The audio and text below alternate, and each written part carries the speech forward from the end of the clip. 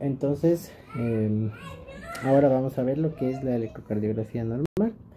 Y esta clase grabada será para que ustedes tengan una noción general de qué es el electrocardiograma, pero trataremos de esto reforzarlo de manera más cercana en clase, ¿ok? Entonces el impulso cardíaco cuando pasa por el corazón también propaga una corriente hacia afuera, ¿sí? Y todos los tejidos que lo rodean evidentemente sienten este paso de corriente. Esto también se puede evidenciar hacia la superficie corporal y esto se puede registrar. Entonces yo puedo registrar el paso de corriente del corazón poniendo electrodos de registro de corriente por sobre la piel, ¿ya? Entonces, como ven, el electrocardiograma se grafica más o menos así y está determinado porque yo, Cristiano, tengo puesto electrodos en diferentes partes del cuerpo que registran el paso de la corriente. ¿Sí? Muy bien, muy burdo, pero es así. Entonces la representación electrocardiográfica muestra algo así. Entonces, como ven, esto tiene primero una nomenclatura, ¿sí? Y entonces esa nomenclatura muestra que yo tengo diferentes ondas. Una onda que se llama P, un complejo de ondas que se llama QRS y una onda que se llama T, ¿ya? Las ondas P y QRS son ondas de despolarización, ¿ya? Mientras que la onda T es una onda de repolarización, ¿sí? Entonces P, QRS, despolarización, T, repolarización, ¿ya? Y la onda P es una de despolarización auricular, mientras que el complejo QRS es ventricular y la onda T es repolarización ventricular también. ¿Ya? ¿Por qué no tenemos una onda T de repolarización auricular? Porque está superpuesta con el complejo QRS. Pues como el complejo QRS tiene mucho más voltaje, hace que no se vea la onda de repolarización auricular, ¿ya? También de este dibujo es importante que vean que el electrocardiograma se inscribe en un papel que es milimetrado, ¿sí?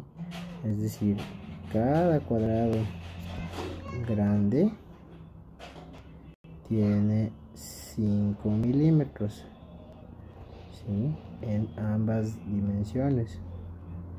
Es decir, cada uno de los cuadrados pequeños equivale a 1 milímetro, ¿ya? Normalmente se usa así, papel milimetrado, para poder registrar el electrocardiograma, ¿ya? Entonces, ¿cómo se genera básicamente esto? Pues yo pongo unos electrodos de registro,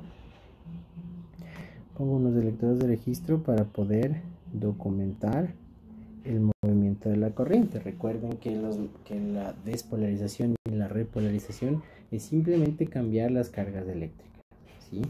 Entonces, en este cambio de las cargas eléctricas, yo puedo registrar como ustedes están viendo aquí. Entonces, en esta parte A, lo que yo puedo ver... Alarma.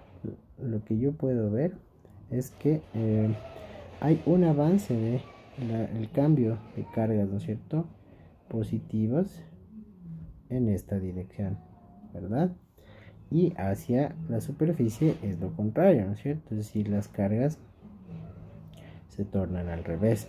Entonces, Si yo tengo en ese punto un registro, yo tengo en ese punto un registro de lo que sucede con esos electrodos, yo voy a ver que tengo un potencial positivo, ¿verdad?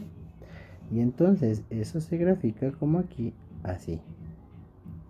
Una vez que ha vuelto todo, o sea, más bien dicho, una vez que toda la membrana se ha despolarizado, entonces todas las cargas adentro son positivas y afuera son negativas, y por lo tanto mi registro vuelve a la línea base, a la línea de cero.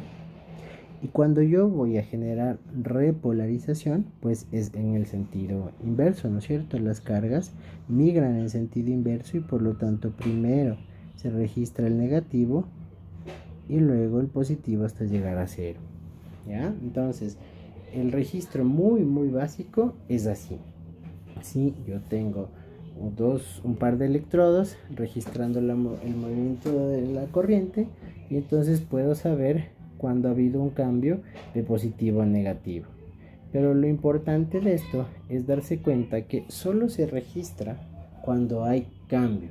Es decir, cuando la membrana está en un estado, sea de despolarización completa, como aquí, o de repolarización completa, no tengo cambio. Es decir, permanezco en mi línea de base, en el cero, porque evidentemente no hay flujo de corriente, ¿ya? Entonces lo que yo logro registrar en el electrocardiograma es el cambio de la corriente, pero no cuando ésta está en máxima despolarización o en máxima repolarización, ¿ya? Muy bien. Entonces, depende mucho de en dónde yo ponga los electrodos para registrar, como ustedes pueden ver aquí. Si yo tengo este electrodo de acá con este de aquí, como yo estoy registrando de negativo a positivo, pues voy a tener un valor positivo. Si yo tengo en un punto donde las cargas son iguales como este de aquí, pues estaré en cero, y viceversa, ¿no es cierto? Si yo tengo mis electrodos aquí y acá, pues evidentemente el potencial se registrará negativo. Entonces depende de en qué punto tenga yo mis electrodos de registro para poder tener una noción de qué es lo que estoy viendo. Podré ver cargas positivas o cargas negativas dentro del electrocardiograma, pero dependerá de qué electrodo sea el que yo esté viendo que registró esa carga y en qué momento. ¿Ok? Entonces, este registro electrocardiográfico, así, tiene ciertos voltajes y ciertas calibraciones. Entonces, como ustedes ven, la estandarización habitual del electrocardiograma incluye dos cosas: uno, el voltaje, y dos, el tiempo, ¿sí? Entonces, esto suele graficarse como una barrita que se pone al lado del electro, así, ¿ya? Normalmente el papel se lo hace correr a 25 milímetros por segundo, ¿sí? Y la estandarización de voltaje normalmente es 10 milímetros, equivalen a un milivoltio, ¿ya? Es decir, esto de aquí equivale en teoría a un milivoltio, ¿sí? ¿Ya?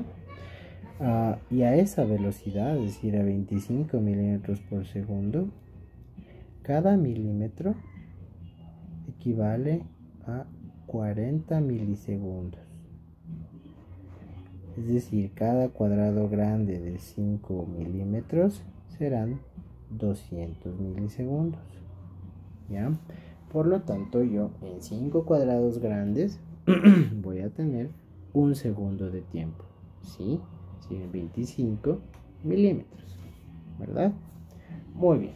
Entonces, es así como se estandariza habitualmente, tanto en velocidad y en tiempo, ¿ya? Ya discutiremos después, entonces, dado esta particularidad de la estandarización, cómo son los voltajes normales de las ondas y de los intervalos y de los segmentos, ¿sí? Asimismo, aprenderemos a calcular la frecuencia cardíaca a partir del electrocardiograma, ¿ok? Entonces, muy bien. Entonces, yo tengo algunas derivaciones que tengo que analizar. Un electrocardiograma consta normalmente de 12 derivaciones, ¿sí? Un electrocardiograma normal consta de 12 derivaciones, ¿sí?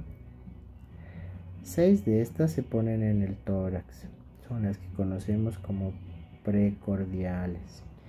Y 6 de estas son las derivaciones de las extremidades o de los miembros, ¿sí? De estas hay dos, unas que se llaman bipolares y otras que se llaman unipolares, ¿ya? Bipolares evidentemente porque son las que juntan dos extremidades para poder formar un dipolo, y las extremidades unipolares aquellas que registran solo desde un polo, ¿ya? Entonces, 3 derivaciones bipolares. Las 3 derivaciones bipolares son estas que se muestran aquí, son la derivación 1, la derivación 2 y la derivación 3, ¿ya? ¿Cómo formo yo estas derivaciones? Entonces, la derivación 1 se forma de juntar el brazo derecho con el brazo izquierdo, haciéndole el brazo derecho el terminal negativo y el brazo izquierdo el terminal positivo, y la corriente discurre así, ¿ok? Bien, la derivación 2 se forma de juntar brazo derecho con pierna izquierda, ¿sí? Igual, el brazo es la derivación negativa y la pierna la positiva, ¿de acuerdo? Y la corriente migra entonces así, ¿sí? Y la derivación 3 se forma de juntar brazo izquierdo con brazo derecho, con pierna izquierda, brazo izquierdo con pierna izquierda. Y en este caso el brazo izquierdo pasa a ser negativo y la pierna permanece siendo positiva, y entonces veo migrar la corriente así, ¿ya? En este punto, como se darán cuenta, las 3 derivaciones han formado este triángulo alrededor del corazón. Esto se conoce como el triángulo de Einthoven, ¿sí? Este señor Einthoven pues, fue uno de los desarrolladores